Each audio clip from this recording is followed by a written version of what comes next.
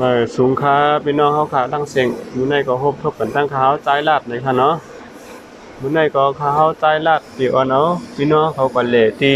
สะพานพุทธนี่ค่ะเนาะสะพานพุทธเนี่ยเป็นสะพานอันเก่าแก่อันนึงนี่แหละ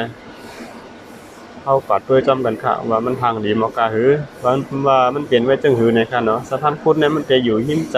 ำปากคลองตลาดนี่ค่ะเนาะมันจะอยู่หิมจำกัดหลงตีหนึ่งนี่ค่ะเนาะ มาค่ะข้าวกอดด้วยชมกันค่ะพี่น้องค่ะโอค่ะมื้อเหลียวก็เข้ามามีเวทีหนึงตัวเดียวค่ะเนาะพี่น้องเฮาค่ะเจ้ากามไปกว่าถึงตีสะพานพุทธเนี่ยเฮาด้วยจอมตั้งกว่าจอมกันค่ะเนาะพี่น้องค่ะอันหันหนูตีตั้งเหนือเนี่ยเป็นเส้นตั้งรถไฟเนี่ยค่ะอ๋อก็กว่าทางตั้งนานนั้นทางอีกหนึงก็ที่ถึงสถานีรถไฟฟ้าปังว่าเอาหน่อยค่ะอ๋อมื้อในแต่รถพดติดค่ะมื้อเนี่ยรถก็ห่างหีห่างห้ายไว้เข้มอยู่ค่ะมื้อในแต่หน้าผ้าก็จืนปางนี้ค่ะเหยียดก็ไม่แห้งกะหือฝนก็ตกเป็นอันดีเลย์เต้ๆค่ะมื้อนี้มาค่ะพี่น้องค่ะคนเลซ้อมกันค่ะเนาะว่ามันเป็นจังหือมีจังหือไหนขาวดีอ่อนเนาะพี่น้องเขาก็เลตุ้ยนะครับ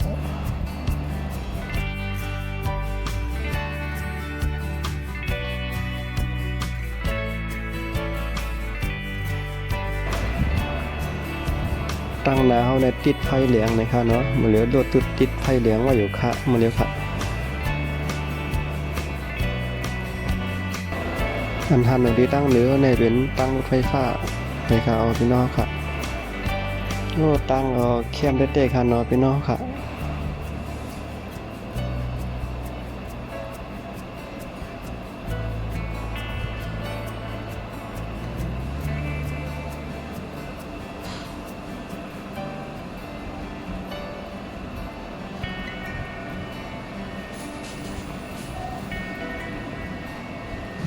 ที่ตั้งหนาเฮาในจะเป็นสถานีรถไฟฟ้าท่าพระนะครับเอาพี่น้องค่ะที่ตั้งหนาเฮาในค่ะเนาะ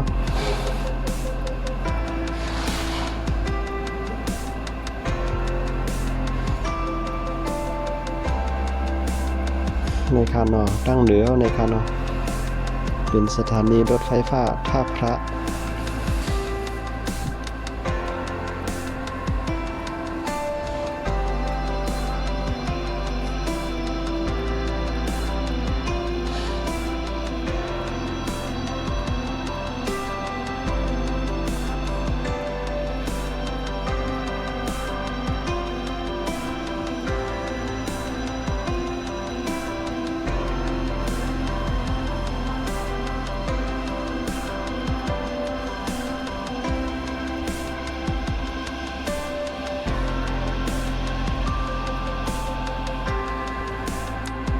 ส่วนฝั่งข้างตั้งในก็จะมีต้นไม้ห่างดีที่เตะค่ะเนาะพี่น้องค่ะต้นไม้ก็พอเขียวลงกับเสียงค่ะ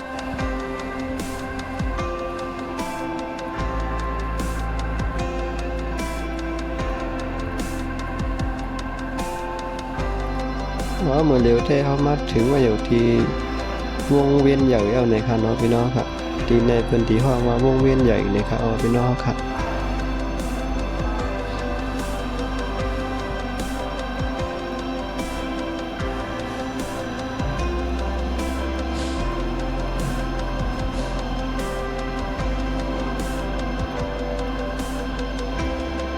ก็ดีมาตั้งในค่ะพี่น้องค่ะเนี่ยเดี๋ยวมาตั้งในยาวเลยค่ะ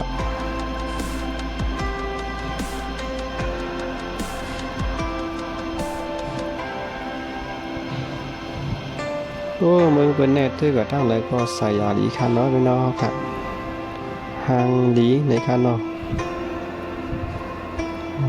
ต่างก็กว้างได้เต้ค่ะ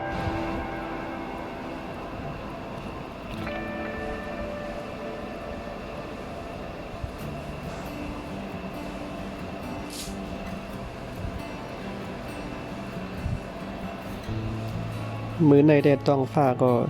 ตื่นปางดีเต้ๆค่ะมีผลค่ะมื้อในแต่ดีเลยเต้ๆค่ะ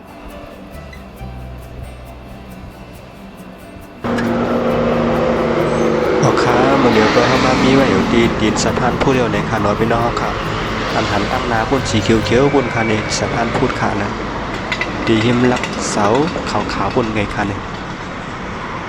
อ๋อค่ะจอมมาค่ะพี่น้องค่ะ ทางบนคันนี้สีเขียวๆบนคันนี้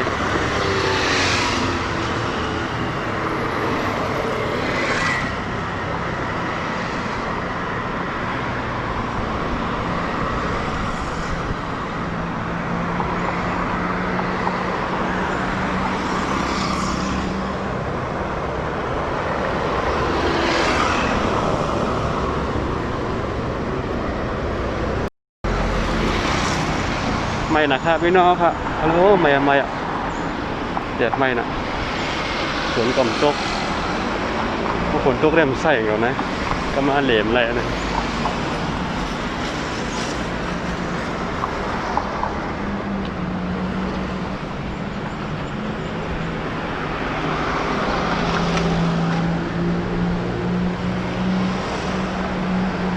ยดังพุ่นคันนี้สะพานพุทธสะพานพุทธสะพานเก่าเก๋ครับเขาว่าคนช้างเนี่ยเป็นคนอังกฤษนะครับเป็นควายมือคนอังกฤษเขาว่าจังนั้นในนั่นเขาได้นะในปืนเขาได้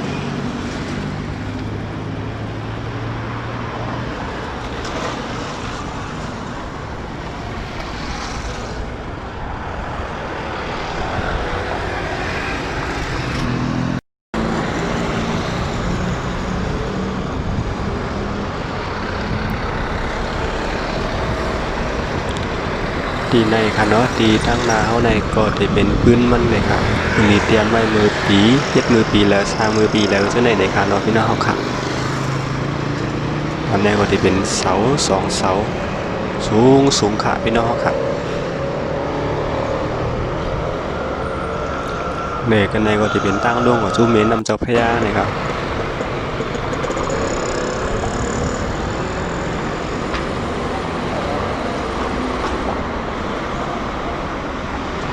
แล้วเฮาสิไปกับด้วยทั้งปูนกันค่ะพี่น้องครับจ้องมาค่ะ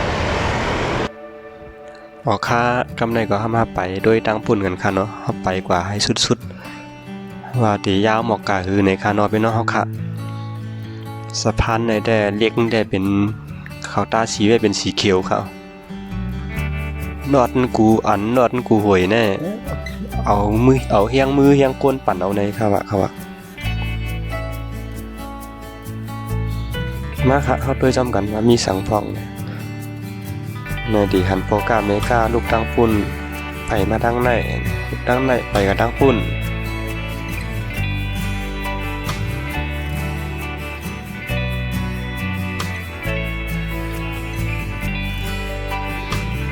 สะพานพุทธในได้เขาว่ามีอาสากมันมา88ปีแล้วนะครับว่า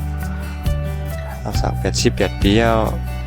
ก็พอแล้วอยู่กรุงเทพในก็ถูกลุดหลีห้ามค่ะเนาะพี่น้องค่ะก็เป็นตีหนึ่งตีอันห่างหลีค่ะเนาะตีอันมีตั้งห่างหลีได้ดอกเพราะว่าเฮาอยู่เหนือสะพานในด้วยก็จำแม่น้ำเจ้าพระยาจะในก็ห่างหลีเด็ดๆค่ะพี่น้องค่ะเนี่ยประมาณภายในห้ำเดมีสวนลอยฟ้านะครับนี่เม้นนำกอยกวางใหญ่เด็ดๆค่ะเป็นค่ะเข้าไปกับด้วยตั้งปุ่นกันค่ะพี่น้องค่ะโอ้ตั้งปุ่นเดี๋ยวมีกองมูอีกค่ะนี่ที่หันก้นไปกับไปไม้ในตั้งวันครับอ่ะ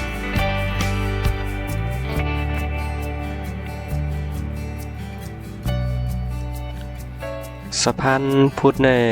เขาว่าก่อสร้างมือปี2472นะครับอ่ะได้เปิดใจการ2475นะครับอ่ะ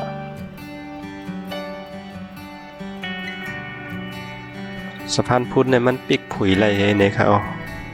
เพราะว่าเหมือนเมืองกูบอกมันจังว่าฮือดีมากเจ้าเม้นนำให้ไหนกันเนาะก็มันดีปิกผุยไรจะเฮียงไผ่ผ้านะครับ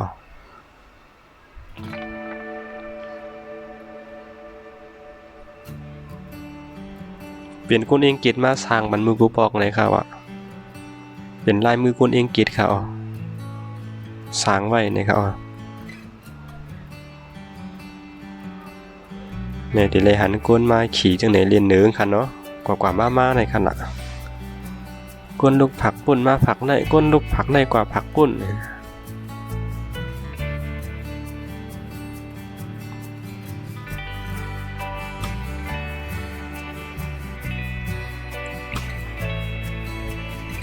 เอ้ห่างดีได้ๆค่ะต้องฟ้าก็ห่างดีนำก็ห่างดีตึกก็ห่างดีนี่แคมแกะพี่น้องครับ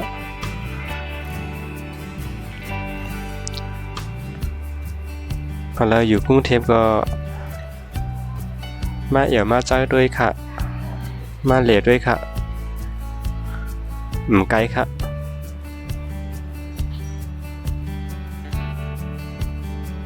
มาทางฮือก็เลยมาทางรถก็เลยมาทางรถไฟก็เลยพอมาทางรถไฟเนี่ยเดี๋ยวเลยมาลง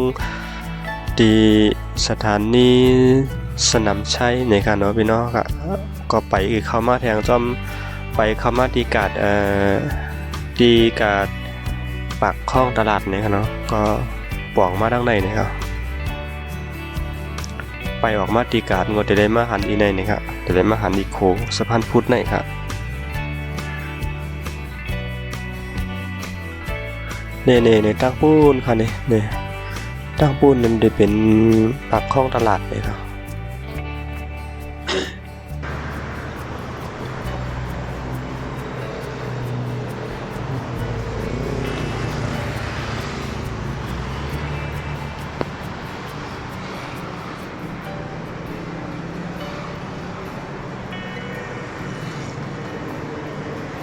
พวกกลางค่ำเนี่ยมีไพ่พวกกลางค่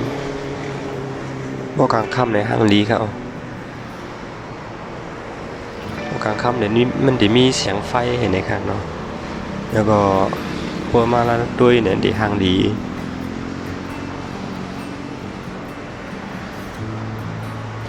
กลางค่ำตามคำบอก6 นายจะไหนครับเนาะ5-6 นายจะไหน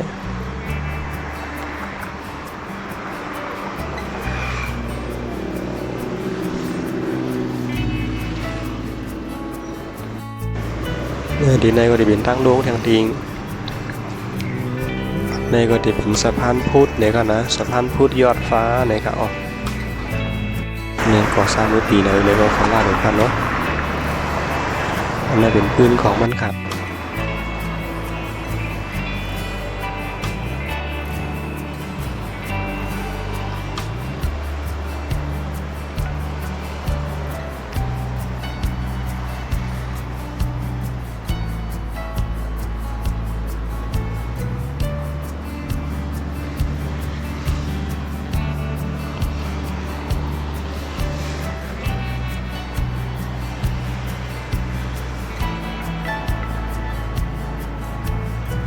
โอ้ตองฟ้าห่างดีได้ครับพี่น้องตองฟ้าในเมืองเกาะค่ะเมื่อไหร่ได้เอามาฝากพี่น้องเขาอย่าลืมกดไลค์บันเขาค่ะนะพี่น้องค่ะ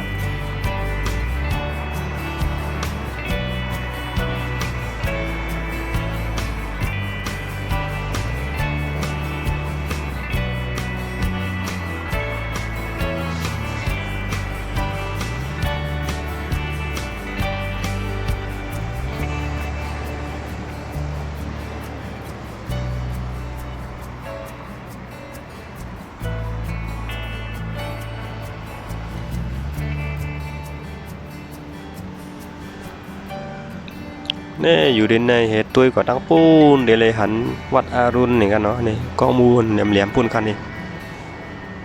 เป็นวัดอารุณเนาะวัดปูนก็ห่างนี้ได้ค่ะนี่ต้องฟ้าก็ห่างดีค่ะเนาะมีเฮอมาเห็นค่ะพี่น้องเขาค่ะ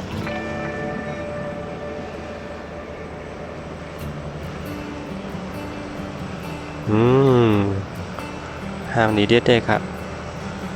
หัวที่ลาดเชิงหือหรือเสว่าห่างดีที่ไหนคะเนาะต้องฝ้าเหตึกเหนำเหไหนคะเนาะลมเป่ามาที่ขาวในกัดเหเนี่ยโอ้เป็นอันเอียงอันมันดีดีที่เตะค่ะเป็นรองอันดีที่เตะค่ะ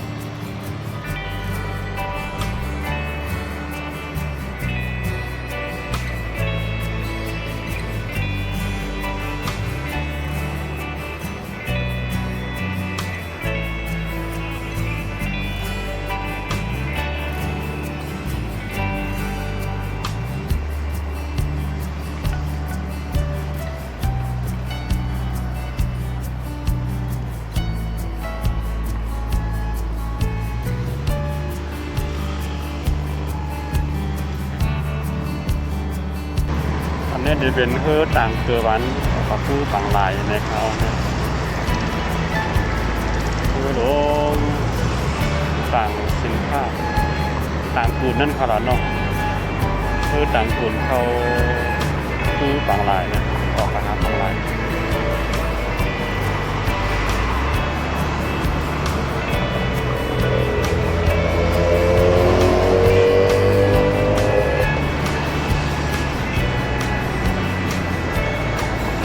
เป็นอันทางดีเต้ตามคำที่ไหนเต้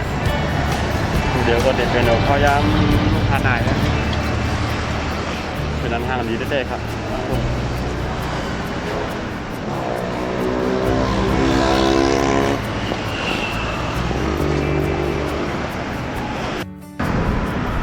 โอเคอย่าลืมกดไลค์กดแชร์บันเขาค่ะนะพี่น้องครับนี่ตั้งหลังเอาเลยนี่ด้วยค่ะพี่น้องค่ะตั้งหลังเขาเลยทางดีเต้ครับเลย ตั้งหลังเอาในเดี๋ยวเลยหันเฮือหน่อยค่ะเนาะเฮือต่างคุณกว่าที่บางรายนะครับ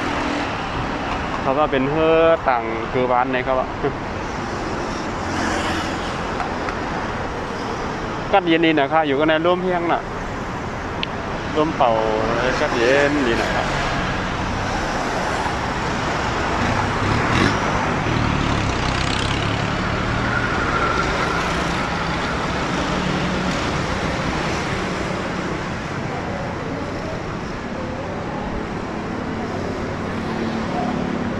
ตั้งในจะเป็นโลดนะครับตั้งหลังในจะเป็นโลดกับมา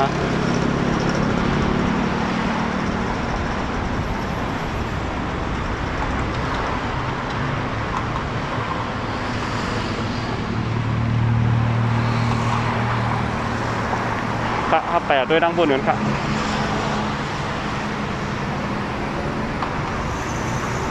ทีในก็เป็นสะพานอันเก่าเก๋ทีหนึ่งนะครับทางนี้เต้ๆค่ะพอแล้วอยู่กรุงเทพก็อย่าลืมมาเลยค่ะนะมาถ่ายรูปมาถ่ายรูปถ่ายแค่พางซ้ำปูหักปูเปี้ยงในได้เมียนเอาดีๆค่ะ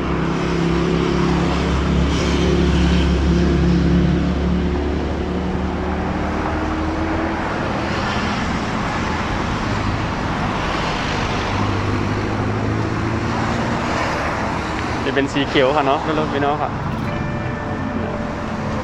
น้องก็บนบ้านนางเลนจอมเหนืองจะไหนก็มีครับ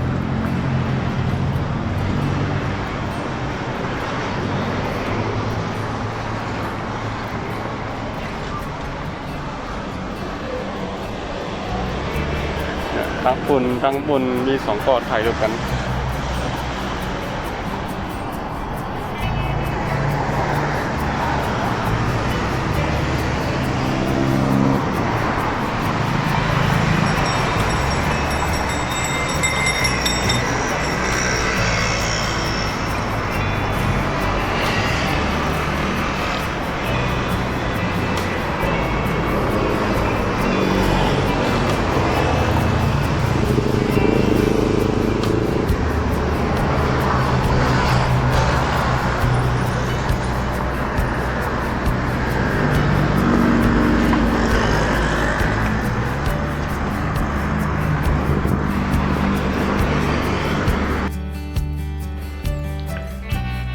อ๋อค่ะตอนทำเมื่อไหร่ก็ขาวแต่ย้อนกึดลือคลิปวิดีโอขาวที่ไหนเสฝากถึงพี่น้องค่ะกดไลค์กดแชร์กดติดตามกด Subscribe บันขาวใจรัดค่ะนะเมื่อสูงค่ะ